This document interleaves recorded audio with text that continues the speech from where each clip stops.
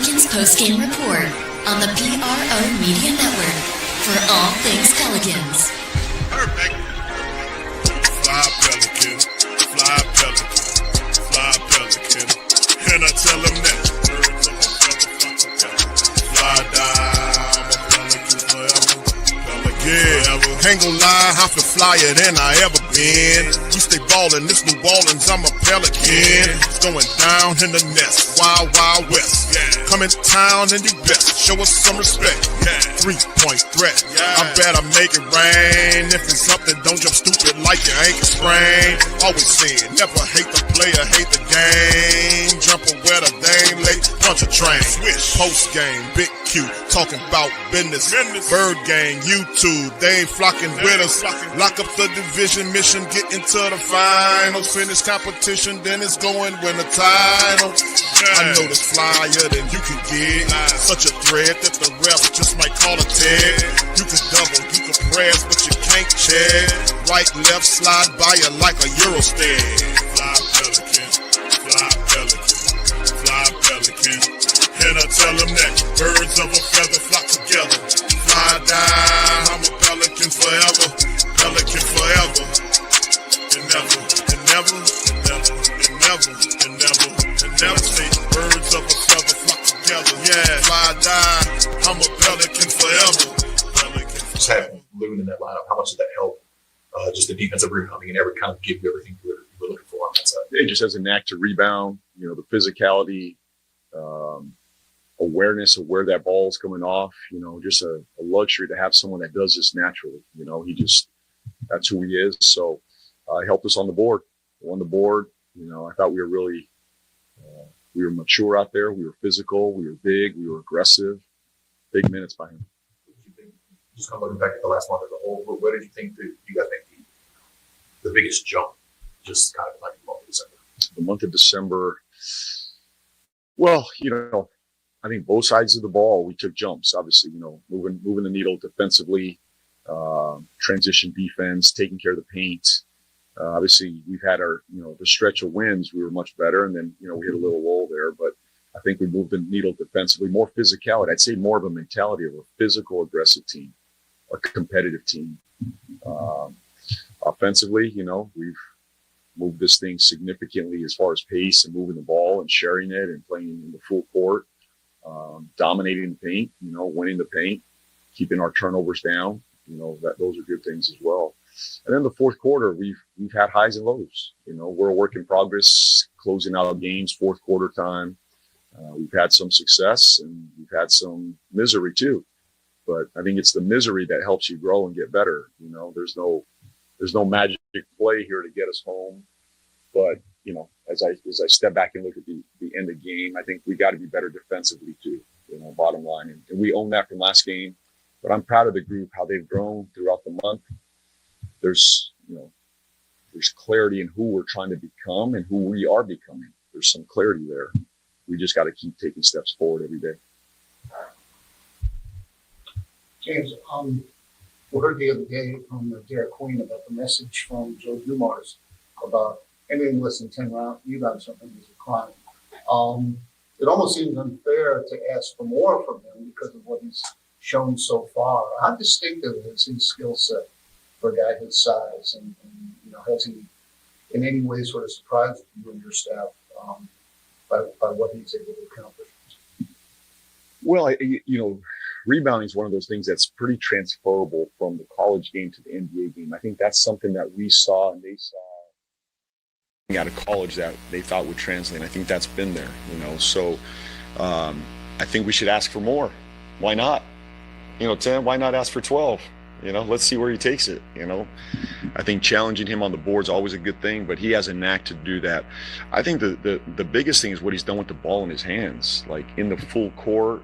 His ability, our points per possession, when he has the ball off a rebound in transition has been pretty significant. I didn't see that coming.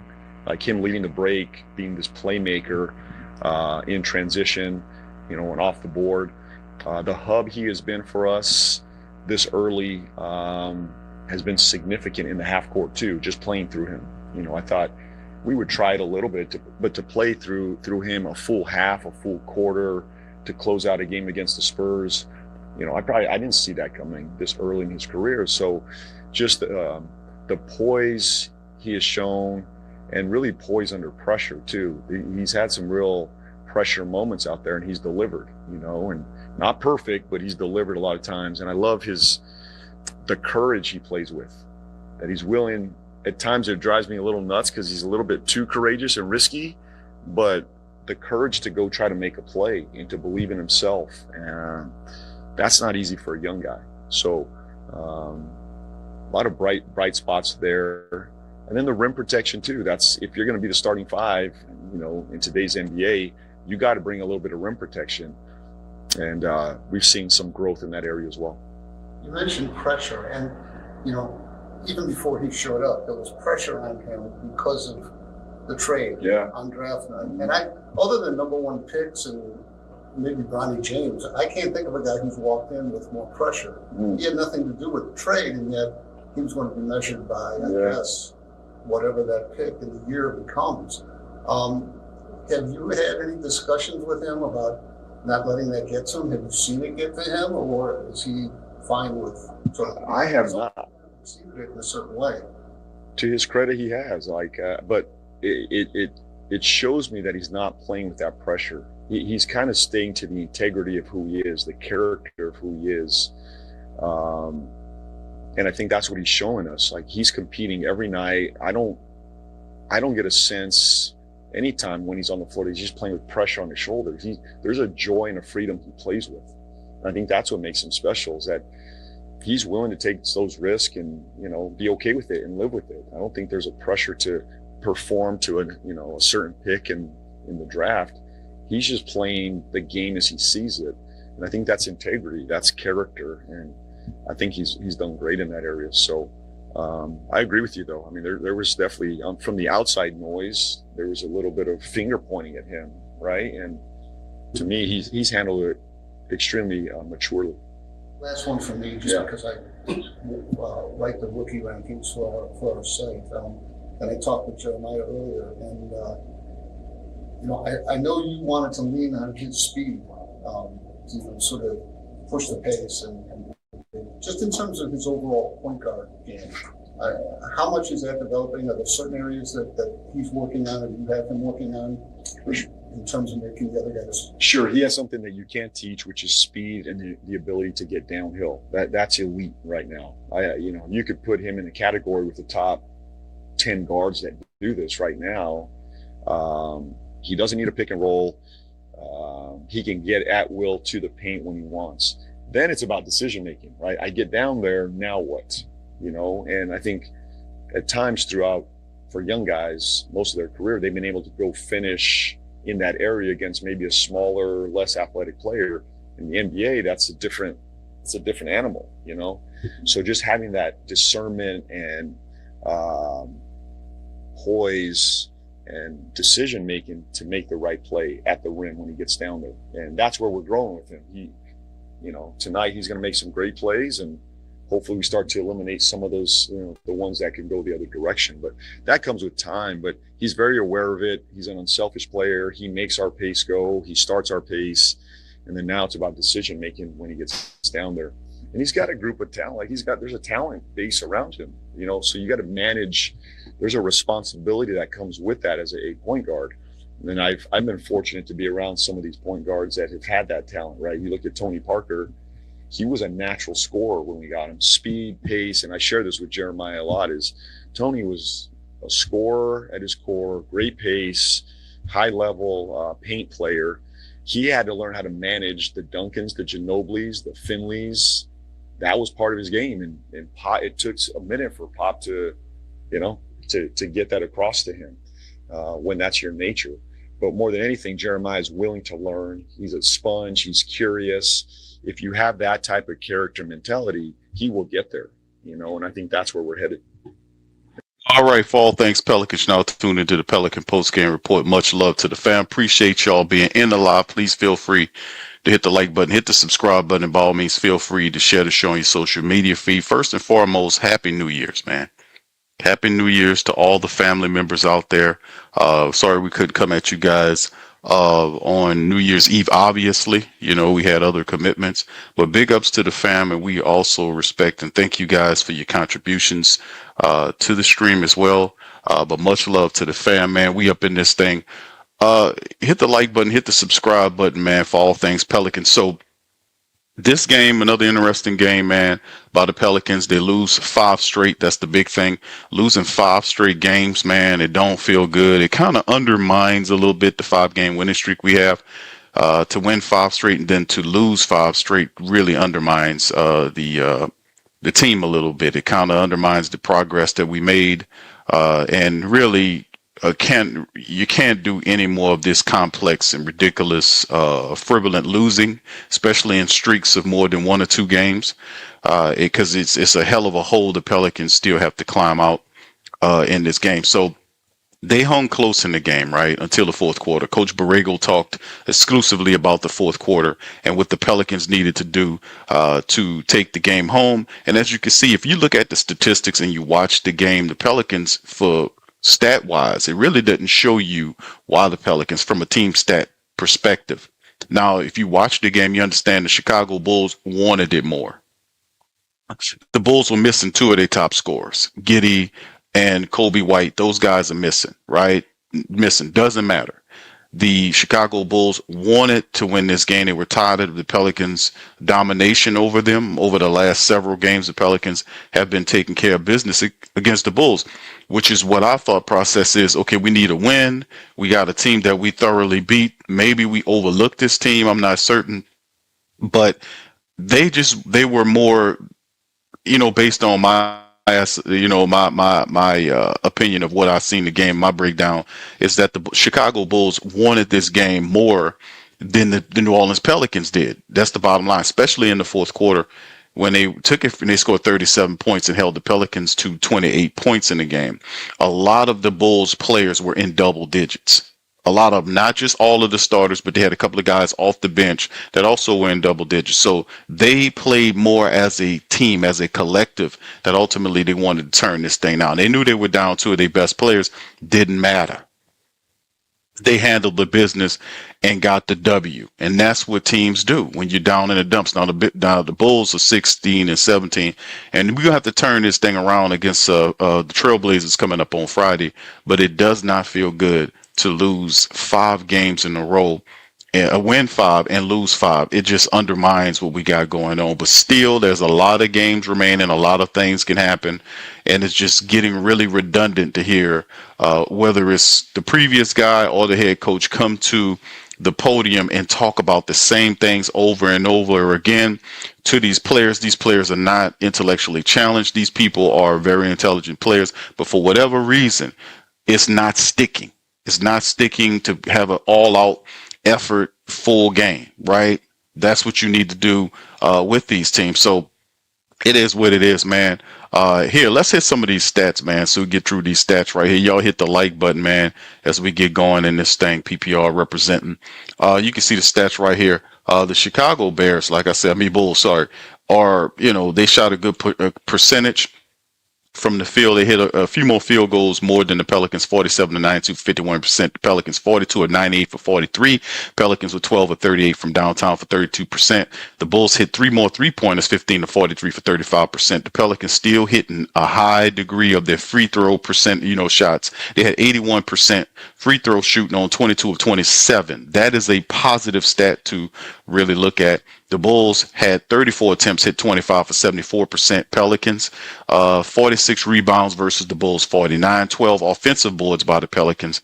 The assists were around 25 a game versus 33 by the Bulls. You can see the steal game, Pelicans 4 versus 5 by the Bulls. They did outblock the Bulls 9-7, and they had 10 turnovers only. The Bulls just beat them by 1. They had 9 with 11 points given up.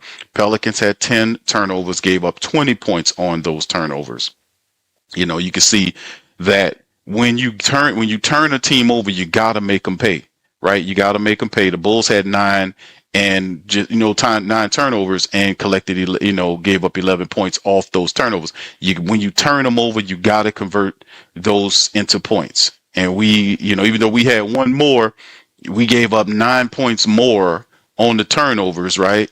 than they did. So when we turn you over, we got to do something with the ball. We got to penalize. We got to make you pay.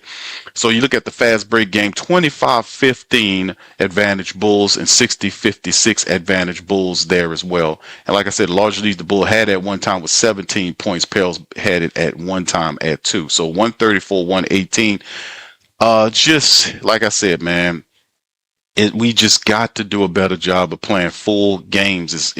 We've played so many games up to this point. The Pelicans family have played 35 games so far. 35 games. 35 games. That's more than enough games to be able to figure out what you need to do. More than enough time to be able to turn around and get things correct.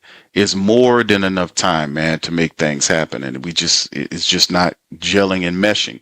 But you can't put it on Zion. And he had 31 points in 29 minutes from Zion Williamson, 12 of 19 from the field. He was 7 of 9 from the free throw line.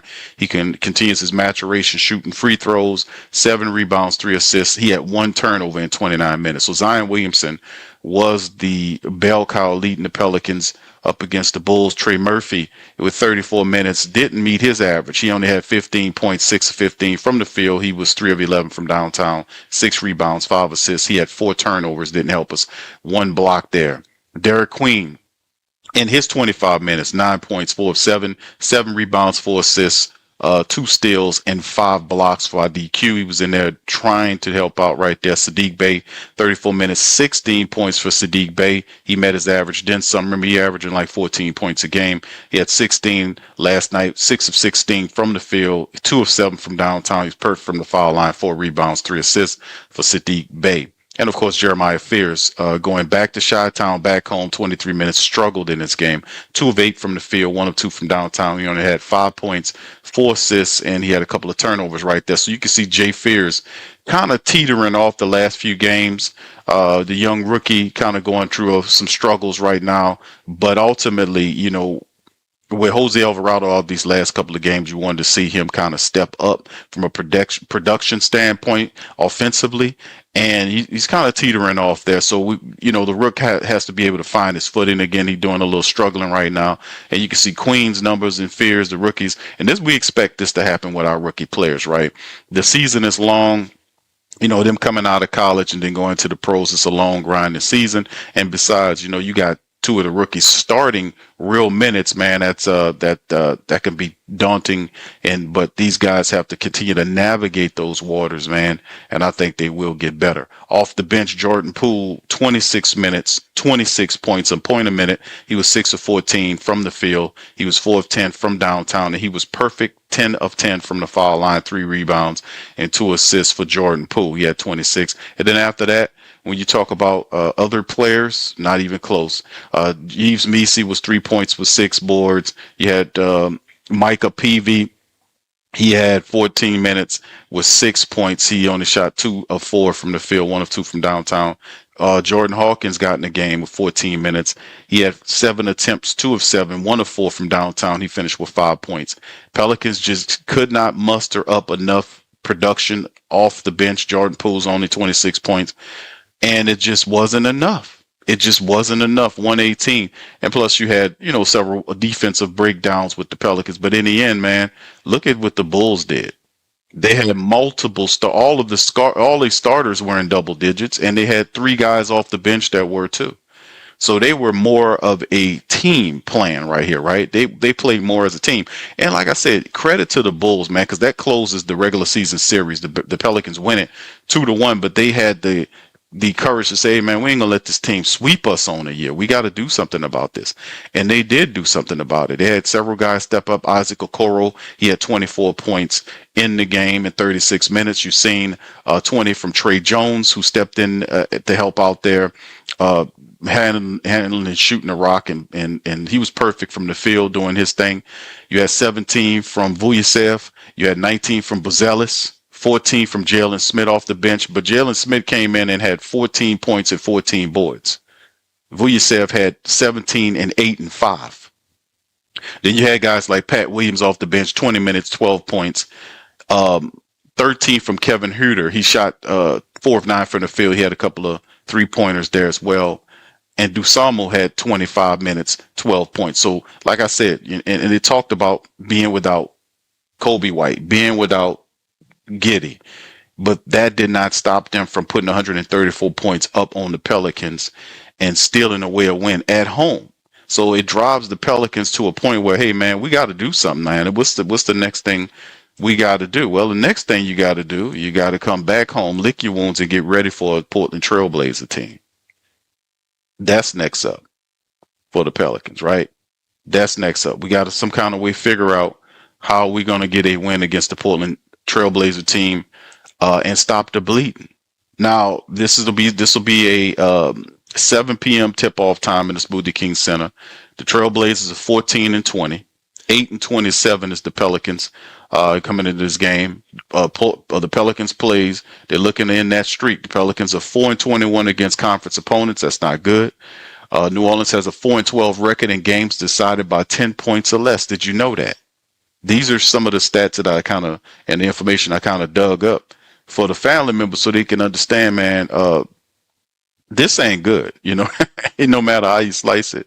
The Pelicans have problems, man. We got some problems here, and we need to get this stuff fixed as fast as we could, man. We really do. But anyway, bottom line is, these are some of the things. So the Pelicans shooting 46% from the field this season, 1.6% points lower than the 47.7 the Trailblazers allowed their opponents. Pelicans average 116.2 points per game, 6.9 fewer points than the 123.1 the Pelicans allowed to their opponents. Now the teams meet for the third time this season. The Pelicans have won the previous matchup 143-120 and the last one on December the 12th. And then, of course, this is some of the things we have to look for as some of the top performers. Sadiq Bey averaging over 15 points and 6 rebounds for the Pelicans. Zion at 31 and 7 over the last 10 games. So those are two of our really good players. Now, Denny Avdija is averaging over 25.7 rebounds and 7 assists for the Trailblazers. And Kosoko is averaging 19 points over the last 10 games. So there's a lot of good playing happening. Now, over the last 10 games for our Pelicans, they're 5-5. They're averaging 122 points a game. Their rebounds are about 47 rebounds. Let's say about 47 rebounds, 47.1 rebounds, 25.3 on the assists, almost 9 steals, just over 5 blocks per game while shooting 47% from the field. The opponents have an average of 122 points per game. And the Blazers over the last 10 games of 5-5, they're averaging 113 a game, over 44 rebounds, over 25.5 assists, over 7.5 steals, 4.3 on the blocks while shooting almost 46% from the field, and their opponents average 119.3. So we should get an indication of what happened with Herb Jones. Herb Jones is listed as day-to-day. We'll see where he is. Scoot Anderson is dealing with a hamstring issue as well. Drew Holiday is listed as day-to-day. Jeremy Grant is day-to-day with that Achilles, and he's supposed to be ready for this game against the Pelicans. So that's another thing to kind of look at as well, because some of these guys come back for the Pels is always the case. So that's something we have to look at, man. And this is one of these situations where, man, we got to get the W against this team for real, man. We got to get a W against this team.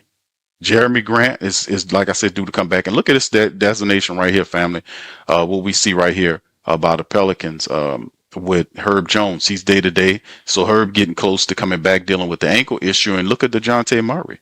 DeJounte Murray estimated date is no longer January the 2nd. It has been pushed out to January the 13th. There's no reason why or however, but they have that estimated return date has been pushed out for another week or so. And we won't be hearing, we should hear something about what's going on with DeJounte Murray sometimes in the next 7 days. We should get an alert from DeJounte Murray because it's right around the time frame where you'll hear him ramping up for getting back to practice and all this kind of stuff. So we'll be looking for that in the upcoming week. Like I said, look at it. The Pelicans have lost 5 games in a row. You see the Trailblazers over the last 5 games are 2-3 with wins over Dallas and Boston, and a loss to OKC last night as well. So it is what it is. The Trailblazers trying to get on the plus side of this thing. Right now the season series is tied between them. We play this team Friday, and then we play them again in April. So we have an opportunity. But right now the series is 1-1. Can the Pelicans, man? The Pelicans need a win. We need to get a win against this team. We need to shake this stuff loose and get another W. Here is the Trailblazers depth chart for the family members to take a look at. You see, we talked about Danny Avdija, and you got Shadian Sharp right there, Toumani Camara, kind of a two-way player that plays defense, a long wing that is athletic, who finishes at the rim, can shoot the three. Jeremy Grant's supposed to be coming back. Klingon is also there. Chris Murray, Sidi Kosoko has really been balling for them, and Drew Holiday is listed as out. I don't know when Drew's supposed to be coming back here. He's still listed as out. But they're saying this was 14. Wow, this is an update as close, like really 14 minutes ago. Wow. It's saying that he's been cleared for progression on-court activities, according to Rip City Radio 620. So just as of 14 minutes ago, they said they've cleared Drew Holiday to come back. So for activities. Now, what does that mean? That he'll play in the game against the Pelicans? I don't know. But we'll see, man. But y'all know how he is. We just seem to be medicine for everybody else, but not for ourselves, man. So we'll see how all this stuff goes moving forward, man. So another loss by the Pelicans in terms of his 5 straight losses we have. And it is no doubt about it, man. They're going to have to seek in. It's in the Smoothie King Center. They're going to have to level up and get this win against this team. There is no ifs, ands, or buts about it. We have to win this game. However they choose to, they're going to have to lock in and all of the fancy jargon about having to rebound, play, improve the communication on offense and defense, in clutch moments of the game, have higher basketball IQ, understanding who the closers are, not taking random dumb shots, but passing the ball, circulating the ball for a cleaner shot. All this kind of stuff that we were supposed to get before the end of the year is really redundant for me to keep saying that, because that's part of what we've been saying, which is basketball fundamental stuff that the Pelicans are really not good at. They have improved shooting the free throw. That is encouraging to see them doing that. But in terms of getting more offensive rebounds, they went double digit last night. That needs to be the trend. That has to be the mindset. Better defensive communication has to be the fulcrum. But outside of that, man, they're just going to have to be gritty about it. They're going to have to go out there as a team. We get Jose Alvarado back too, to be honest with you, because to a degree, we were missing Jose Alvarado's, his leadership there, and getting Jose back, for this game after he was out for 2 games suspension from punching on old boy. I just think that helps us, right? It helps us kind of steady our lineup, but perhaps getting Jose, not only just Jose, but in her back could be enough to kind of solidify our lineup, because that would make us like the healthiest we've been all season long, outside of getting DeJounte Murray back or getting an update on him, right? We'll be the healthiest we've been when we get Herb back. So Herb is a game time decision. We'll see what goes on with him. But he's getting close. He's getting close to coming back, and having Herb Jones in the lineup, having Jose Alvarado in the lineup helps the Pelicans, because we're going to need that toughness and that gritty mentality to be able to take possession of this game and stop this 5-game losing streak that we're currently under. It's a new year, and the Pelicans need to behave like it. It's a new year, and they need to have a resolution of winning and not having all this silly losing that we've been seeing, man. That's just disgusting and fateful. So with that being said, man, that's all I got for y'all today. Y'all do me a service. Hit the like button, hit the subscribe button. By all means, feel free to share the show on your social media feed. Big Q on the road. Much love to the fam. Appreciate y'all for being in the stream. Hit the like button, hit the subscribe button. If you're listening via X, hit the share button, man. We'll be back on this channel, man, to recap the Pelicans victory. Hopefully a victory. We getting everybody back. It should be a victory against the Portland Trailblazers. It's going to be gritty, but man, listen, that's what it's going to take to get back in this thing. I'm going to holler at y'all on the next one. Much love. Peace. You're listening to the Pelicans postgame report on the PRO Media Network. For all things Pelicans. Perfect. Fly Pelican, fly Pelican, fly Pelican. And I tell them that. Fly down, Pelicans forever. Pelicans Yeah, ain't gon' lie, I feel flyer than I ever been. We stay ballin', this New Orleans, I'm a Pelican. It's going down in the nest, wild, wild west. Come in town and you best show us some respect. 3-point threat, I better make it rain. If it's something, don't jump stupid like your ankle sprain. Always said, never hate the player, hate the game. Jumper where the dame late, punch a train. Post game, big Q, talking about business. Bird gang, YouTube, they ain't flocking with us. Lock up the division mission, get into the finals. Finish competition, then it's going win the title. I know the flyer than you can get. Such a threat that the ref just might call a tag. You could double, you could press, but you can't check. Right, left, slide by you like a Eurostep. Fly Pelican, fly Pelican, fly Pelican. And I tell them that birds of a feather flock together. Fly down, I'm a Pelican forever. Pelican forever. And never, and never, and never, and never, and never, and never say birds of a feather flock together. Yeah, fly down, I'm a Pelican forever. Pelican.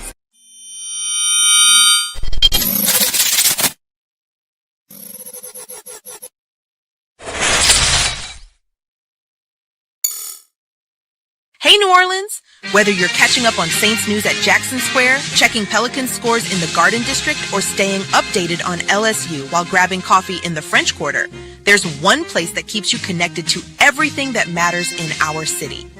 From Bourbon Street to the Superdome, from Preservation Hall to the Riverfront, New Orleanians are staying in the know with the whodatdaily.com. Your daily source for Saints, Pelicans, LSU, and all the sports, music, and culture that makes our city special. At work downtown, at a game in the Dome, or just relaxing by the Mississippi, wherever life takes you in the Big Easy, you can stay connected. Because when you're from New Orleans, you don't just live here. You stay in the NO. That's stay in the know. Visit the WhoDatDaily.com and never miss what matters most to Who Dat Nation. Stay in the NO, you stay in the know. Welcome to the Pro Shop, where we create authentic, NOLA-inspired clothing for men, women, and children. From Saints jerseys to Pelicans gear, everything's crafted right here in New Orleans. Whether you're shopping the Pro Shop, the Pel Shop, or the Pro Shop Kids, we've got your whole family covered with genuine merchandise that represents our city's spirit. Check for links in the description section below or